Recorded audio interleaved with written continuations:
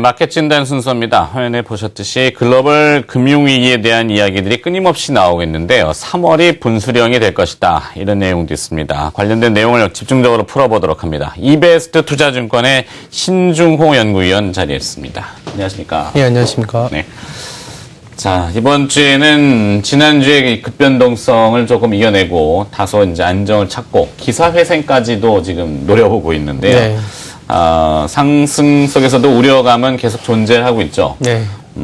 이번 주 우리가 또 되짚어봐야 될 이슈 무엇이 있습니까?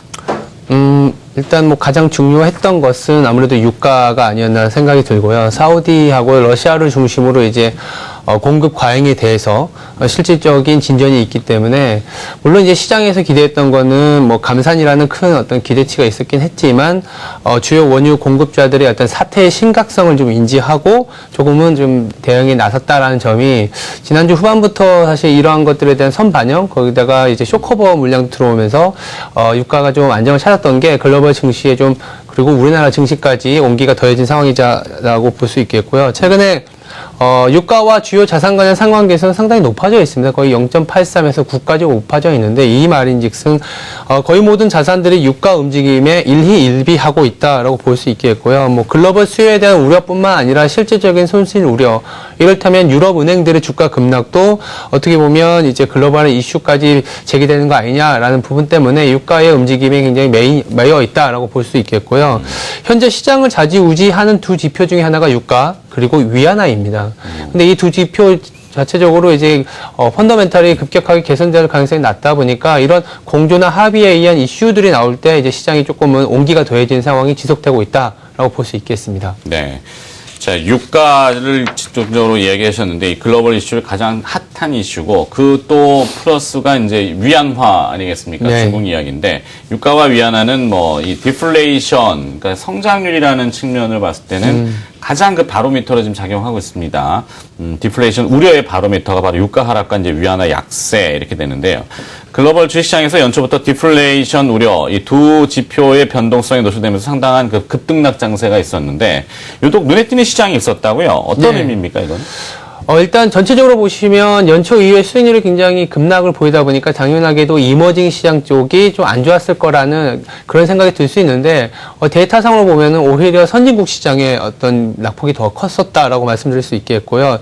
특히 마이너스 금리를 도입함에도 불구하고 일본 증시가 급락을 보였고 남유럽 증시로 중심으로 급락을 보였습니다. 반면 오히려 플러스 수익률을 보이는 국가들이 있는데 아세안 중심의 국가들이라고 볼 수 있겠습니다.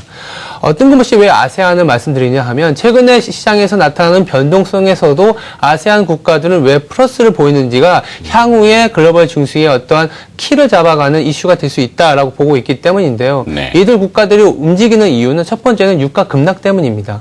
왜 그러냐면 말레이시아를 제외한 대부분의 아세안 국가들은 유가 급락으로 경상수지가 빠르게 개선되는 국가들이기 때문에 2013년에 버냉키의 테이퍼링 이슈에 굉장히 어떤 환 변동성이 노출됐던 국가들임에도 불구하고 지난해에는 금리 인상이라는 악재가 나왔음에도 최근에 대미 달러 대비 아세안의 환 시장은 굉장히 안정돼 있습니다. 그만큼 펀더멘털이 개선되어 있고요. 두 번째는 중국의 공급 과잉 내지는 글로벌리 디플레, 즉 수요가 없는 거에 대한 대안책, 즉 지난해에 AEC라 그래서 아세안 경제 쪽에서 6억 명의 어떤 EU와 같은 어떤 경제 공동체가 출범하다 보니까 거기다가 낮은 어떤 연령, 거기다가 높은 노동 생산성이 부각이 되고 있다라고 볼 수 있겠습니다. 그래서 이러한 부분들이 부각이 되고 있다라는 거는 향후에 지금까지는 어떻게 보면 서두에 말씀드린 것처럼 선진국 중시의 어떤 금리, 주가가 빠졌다라는 거는 소위 말해서 좀 비싼 주식들 그리고 통화 전체 그리고 돈발로만 올라왔던 국가들이 조금은 주가가 슬로우해지고 앞으로는 좀 싼 주식 그리고 재정 정책이나 실질적인 수요를 일으킬 수 있는 국가들 중심으로 점점 올해의 어떤 그림은 잡혀가는 것이지 않겠냐라는 정도로 보시면 될 것 같습니다. 네.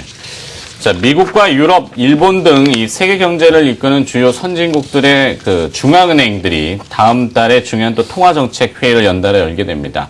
그 전에 네. 다음 주에 G20 회의가 또 있죠. 각 네. 주요 재무장관 및 중앙은행 총재들의 회의가 먼저 있을 것 같은데 네. 뭐 사전적인 포석이 좀 뭔가 나올 것인지 네. 어떻게 지금 전망하고 계십니까? 일단 말씀하신 것처럼 다음 주말에 이제 상하이에서, 공교롭게도 상하이에서 G20 재무장관 회담이 있습니다.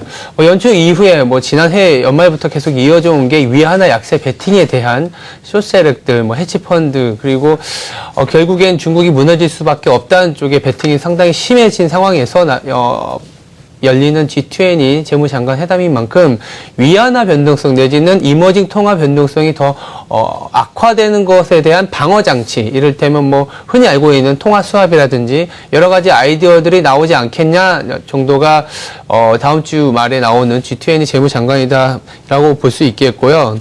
특히 이제 오늘 아침에도 일본 쪽에서 나온 뉴스이긴 하지만 최대 현안이 FOMC의 어떤 금리 인상 결정의 어떤 변화, 거기다가 중국의 공급 과잉, 거기다 이머징의 통화에 관련된 얘기다 보니까 이게 점점 악화되면 사실은 가만히 원래 괜찮아도 돈이 빠져나가면서 나빠질 수 있거든요. 이걸 좀 제동을 걸어줄 수 있는 하나의 분수령이 되지 않을까라는 조심스러운 전망을 하고 있는 상황입니다. 네. 말씀하신 일본 재무상이 미국 연준, 페드의 시장 소통을 G20 최대 화두로 삼겠다, 이렇게 또 언급을 했군요, 아침에. 네. 뭔가 좀 짬짬이를 할까요? 자, 그렇다면 3월이 되기 전 이제 다음 주가 2월 마지막 주입니다. 네. 주식 시장이 이제 또 우리가 가장 큰 관심이 있는 분야이기 때문에 시장 분위기는 좀 어떨 것으로 전망하세요?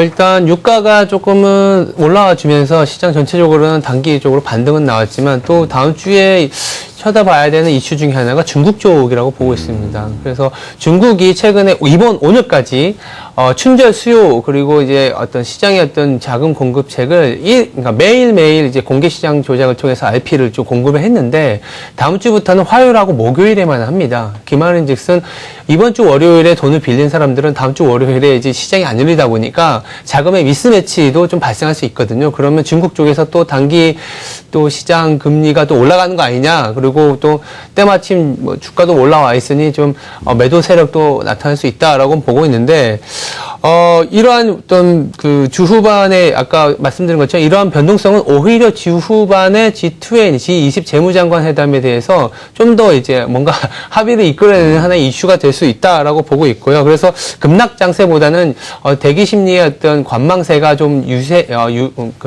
우세하지 않겠냐라는 정도로 보고 있고, 만약 단기 금리 시장 노이즈를 감안해서 오히려 중국 쪽에서 선제적으로 금리 인하나 지준율을 내린다면 오히려 시장은 좀 더 높은 상승을 보여주긴 하겠지만 이거는 이벤트가 발생해야 되는 부분이라서 중국의 어떤 단기 금융 시장이 다음 주에는 좀 굉장히 중요하다, 이렇게 말씀드릴 수 있겠습니다. 네. 자, 이런 글로벌 흐름들을 포착해 봤는데 3월이 이제 분수령이 될까? 이렇게 질문은 던져놨습니다만. 네. 어떤 분수령이 어떻게 이제 흘러갈 거로 이제 전체 그림을 보시는지요?